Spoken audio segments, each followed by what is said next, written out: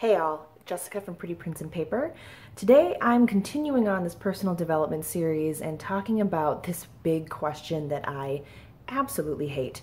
If you've been following along, I've been doing a couple things like minimalism and my capsule wardrobe, testing out different planning styles and different planner systems, just all to test this one question of, is it true or is it habit? So thanks for following along. Today I'm talking about this question. Where will you be in 5 years? Throughout this video, I'm going to be using my dot grid A5 Leuchtturm notebook and a lot of these pens. I'm using a lot of Crayola Super Tips, this 0.5 Pilot Precise V5 Retractable, my new favorite actually, and a 0.7 Sarasa Zebra pen. So if you're curious about what I'm using, that's what I'm using.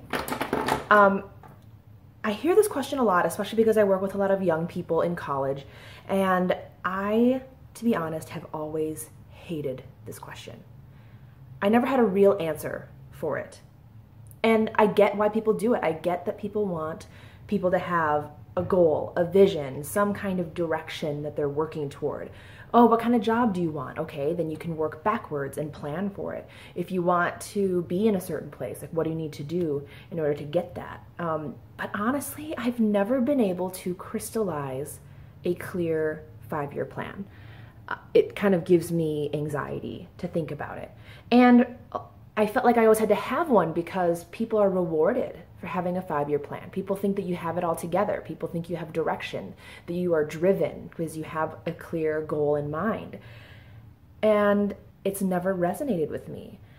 I have this frozen feeling of like, I don't know what I'm going to do in 5 years. I don't know who I'm going to be in 5 years, who I'll meet, what new ideas I'll come across, and what will exist. Things are changing all the time. How do I commit to one vision of myself and go for that? Which probably surprises you because I run a blog on planning, right? So I have this love-hate relationship with it. Because frankly, nothing in my life has ever turned out the way I planned.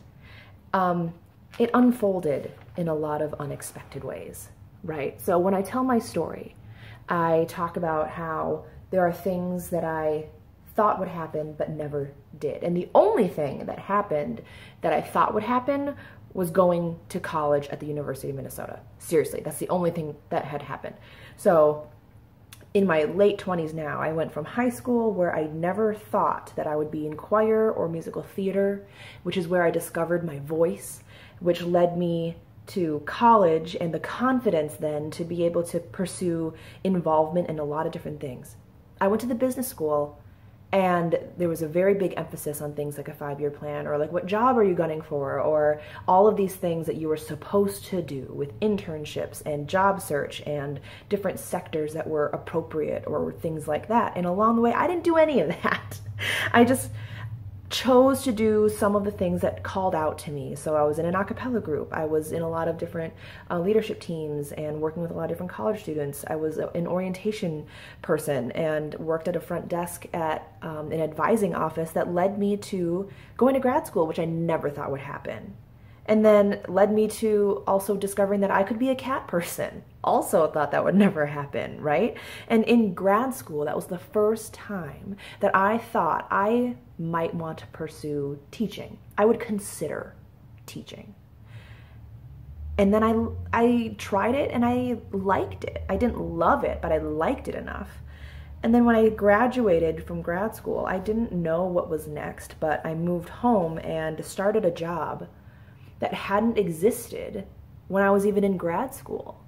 And so by being open to that possibility, I stumbled into a job that I loved with a boss that I loved, and then ultimately led me to the job that I have right now, teaching leadership.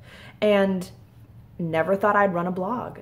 That started on a whim, right? Like, you know my story. I started that on a whim when I was like, I don't have any hobbies. And then I just dove into one, and then it became this thing I never thought would happen. And suddenly I'm a blogger and an artist and an entrepreneur and things that never were part of my identity. And so when people ask me, what is next for you? I cannot honestly say anything. which can be terrifying for some people, right? Like for me, plans are today's best guess. Based on what we know, who we are right now, they are our best guess and are open to change. So this causes some tension, right? Because I'm also a planner. You see my weekly plans, and I think short term, I'm a great planner. And what you don't see in all of these things is how I go about my life, which is I go along the path until I get to a decision point, and then I choose the path that I want to go on. And then once I choose the path, like once I chose to go to grad school, I could lay down all the plans. I knew what I needed to do to get my applications in, my interviews in, all of the packing things I needed to do, what experiences I needed to gather while I was in grad school, right? So once I chose, then I'm able to lay down the plans, and that's where my bullet journal comes in and my task lists and my monthly logs, right? But I had to choose first. And what you don't see when you draw out your people's life plans is you don't see the other options that I had. The other options of different grad schools, different grad programs, the other jobs I could have taken in college. Thank God I chose this one because it led me to here, right? But like I could have chosen so many other internships and practicum experiences other than teaching, but I chose teaching. And I think that has been what has been so important for me, is to know that that's how I chose my plans. And so for me, visioning can feel limiting because I don't know what is possible and what I am limiting myself from, right? Like, would I have gone into either of these things if I had just gone for a specific job? I don't know.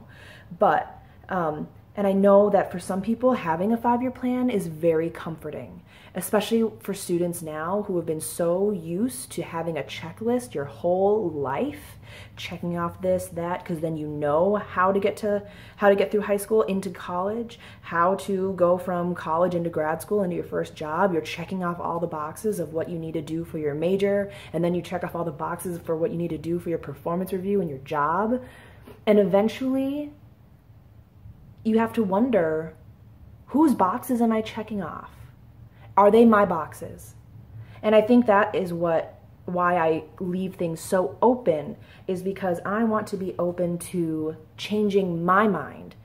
And if the vision is no longer what I want to feel like I can change my mind, and I will, based on the things that guide me. So when I come up to these forks in the road, there are things that guide me rather than those checklists of the vision, right? So I think a lot about these things, like my values. So in the moment that I have to choose, my values, my interests, my anchors help me make my decision as to what is going to be best for me.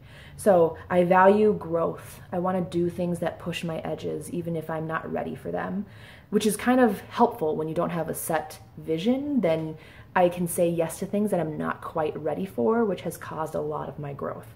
Connectedness to people. Community is everything to me. I love my people and being with them and being part of journeys together. Similar to growth, I love adventure and trying new things. Probably not like reckless or anything like that. I have a kind of controlled sense of risk, but definitely adventure. Possibility, like I've talked about. Like I have no idea what could exist tomorrow, what will change tomorrow, what jobs will be created that might be the next best thing for me. As you would suspect, creativity is another one of my values, self-expression. As a teacher, my ultimate goal is to help students and other people unlock who they are and find ways to help them be more of themselves more of the time. And social justice, having that journey of helping create this world to be a better place for more or all of us. And then interests that also guide me are things like traveling, leadership as an area of study and living, music and performing arts, physical activities, like I love to explore things like yoga and aerial fitness and trapeze and things like that. Self-love and self-care is a topic that I love getting into with people and would love to pursue endeavors that relate to it. Stay tuned for more cultivating care stuff. Obviously calligraphy and art. And then on the fun side, office supplies. On the spiritual journey side, minimalism. And then there's some of the anchors in my life, the things that I know, things like my family, that someday I want to have kids, I want to create positive change, being serious and playful at the same time. And that I also believe that teaching is one of my anchors. And so what are those things for you? I think this is scary for people because they would rather have a laid out plan because it takes the guesswork out of it. It provides security, it provides comfort so that you don't have to sit in the ambiguity of not knowing. So I get that. I totally get that. And if we shifted that thinking to you have permission to have gray and not know exactly what your next step is because you are changing and there's possibility and new things that you might explore or learn about yourself, right? So this is the hard work. This is the heart work to figure out what are the things that guide you. And it's scary because if you make choices, you have to not only take ownership of when it goes right, but ownership of if it doesn't go the way that you want it to. One of my friends said to me that we have such an emphasis on the most direct path. And it's easy for me to say coming on the other side of it, but knowing that the direct path is not the best path, at least not for me.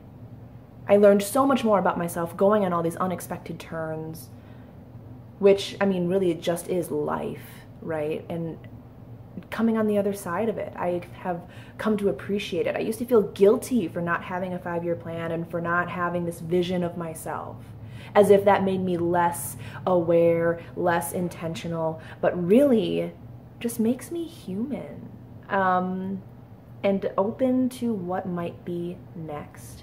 So I want to say this not to disparage anybody who needs a plan or wants a plan. That is totally awesome, and I'm glad that works for you. But I'm here to tell all the other people who want to just live life as it unfolds, but be guided by an intention, that that is okay too. And that's important for us to recognize.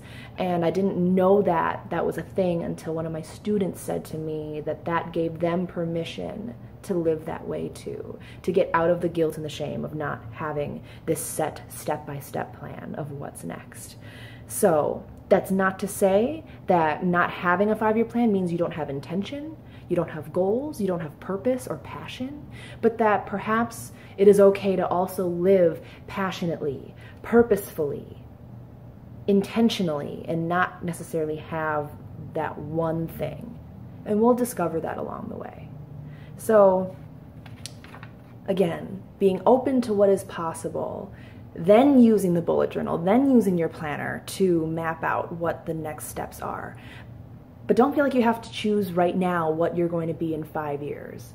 Choose an intention for today and see where that takes you. I would love to hear about what guides you, what kinds of things you are anchored by in the comments below. If you have other questions, let me know. If you liked it, go ahead and share, subscribe, thumbs up, whatever. I just hope that you enjoyed it. I'll see you in my next video. Bye.